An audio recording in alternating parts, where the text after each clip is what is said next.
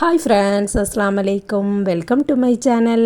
இன்றைக்கி நம்ம சேனலில் வீட்டில் இருக்கக்கூடிய சிம்பிளான இன்க்ரீடியன்ட்ஸ் வச்சு நல்ல டேஸ்டியான ஹெல்த்தியான ஸ்வீட் ரெசிபி பண்ண போகிறோம். எப்படி பண்ணலான்னு வீடியோக்குள்ளே போய் பார்க்கலாம். அதுக்கு முன்னாடி நம்ம சேனலை சப்ஸ்கிரைப் பண்ணாதவங்க சப்ஸ்கிரைப் பண்ணிடுங்க. பக்கத்தில் இருக்கக்கூடிய பெல் ஐகானையும் கிளிக் பண்ணிடுங்க. வெறும் 3 பொருட்களில் செய்யக்கூடிய ஸ்வீட் ரெசிபி இது. கோதுமை மாவும் நெய்யும் வெல்லமும் வச்சு தான் இந்த ரெசிப்பியை நான் பண்ணியிருக்கேன். சின்ன பிள்ளைங்கள்லேருந்து பெரியவங்க வர எல்லாருமே சாப்பிடக்கூடிய நல்ல சாஃப்டான ஸ்வீட் இது. எப்படி பண்ணலான்னு பார்க்கலாம். ஒரு பாத்திரத்தில் 1 கப்பு வெல்லம் எடுத்திருக்கேன். இந்த 1 கப்பு வெல்லத்துக்கு 2 கப்பு தண்ணீர் ஊற்றி கரைச்சி எடுத்துக்கலாம். இது கம்பி பதம்லாம் வர வேண்டியதில்லை. வெல்லம் கரைஞ்சால் மட்டும் போதும். அதுக்கப்புறம் இனி ஒரு பேன் எடுத்து அதில் 1 கப்பு கோதுமை மாவை நல்லா வறுத்துக்கலாம். வறுக்கும்போது தான் அதில் இருக்கக்கூடிய பச்சை ஸ்மெல்லாம் போகும். இந்த கோதுமை மாவு வீட்டிலையே திரிச்சது, கடையில் இருந்துலாம் வாங்கலை. இந்த ஸ்வீட் ரெசிப்பியை 10 நிமிஷத்துலேயே செய்திடலாம். சின்ன பிள்ளைங்க ஸ்கூல் போயிட்டு வீட்டுக்கு வரும்போது இதை நம்ம செய்து வச்சிட்டோம்னா இது நல்ல ஹெல்த்தியான ஸ்வீட் ரெசிப்பியும் கூட. அவங்க சாப்பிட்டா நல்ல வயிறும் நிறையும். ஓரளவுக்கு வறுத்ததுக்கு அப்புறமா 1/4 கப்பு சுத்தமான பசு நெய் ஊற்றி நல்லா வறுத்து எடுக்கலாம். நெய் ஊற்றுனதுக்கு அப்புறமும் நல்லா வறுத்து எடுக்கணும். அந்த நெய் மாவில் ஃபுல்லாகவே நல்லா மிக்ஸ் ஆகணும்.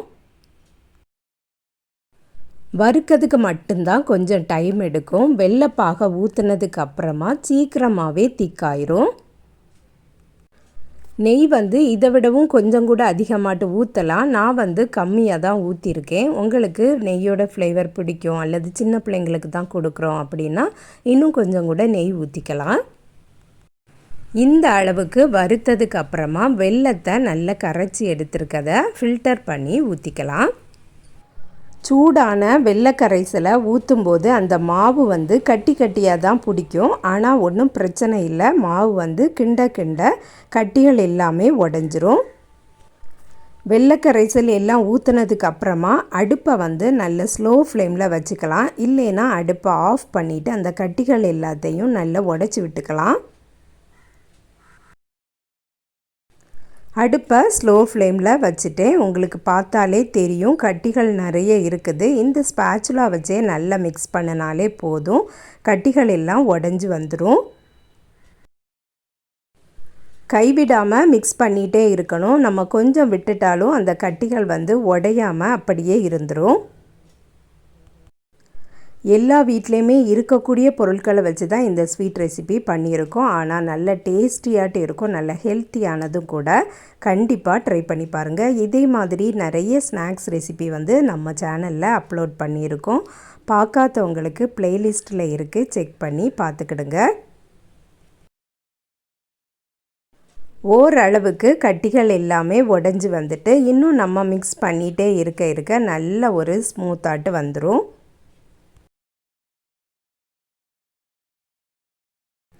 அடுப்பை ஸ்லோ ஃப்ளேமில் தான் வச்சிட்ருக்கேன். சீக்கிரமாகவே அது திக்காயிட்டே இருக்குது.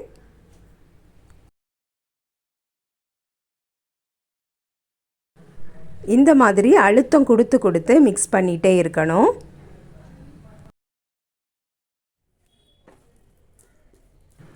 இப்போ பாருங்கள், நல்ல திக்காயாச்சு. பேனில் இருந்து ஒட்டாமலும் வந்துட்டுருக்கு. இன்னும் கொஞ்சம் நேரம் கூட கிடக்கணும்.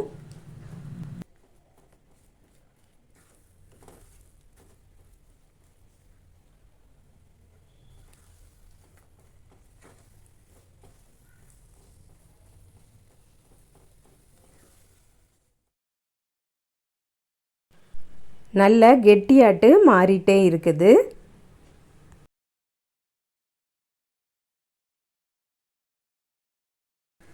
ஸ்டார்டிங்கில் மாவில் நம்ம நெய் விட்டு வறுத்தது இப்போ வெளியில் தெரியுது. இதுவே கரெக்டான ஸ்டேஜ் தான். இன்னும் கொஞ்சம் நேரம் கூட கிடக்கட்டும்.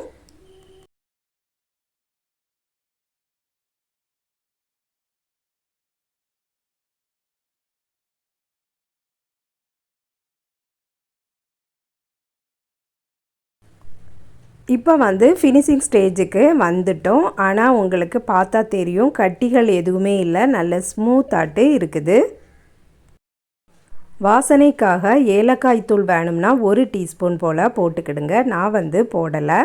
இப்போ வந்து கரெக்டான ஸ்டேஜுக்கு வந்தாச்சு. இனி அடுப்பை ஆஃப் பண்ணிடலாம். நான் வந்து ஏற்கனவே ஒரு பேனில் கீ அப்ளை பண்ணி வச்சுருக்கேன். அதில் தான் உடனே நம்ம வந்து ஊற்றிடணும்.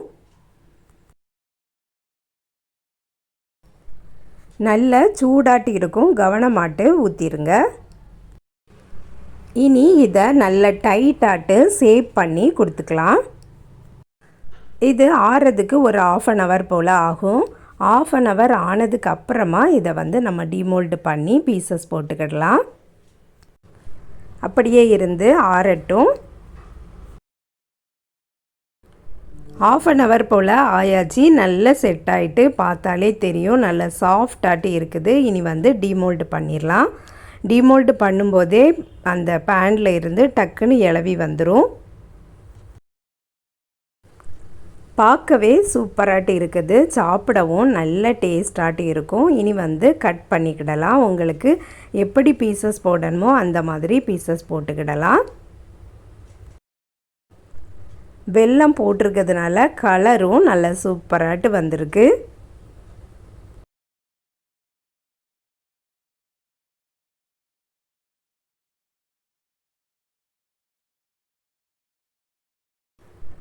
கட் பண்ணும்போதே அந்த கத்தி வந்து ஸ்மூத்தாட்டு இறங்குது, நல்ல சாஃப்டாட்டு இருந்தது, நல்ல டேஸ்டாட்டு இருந்தது.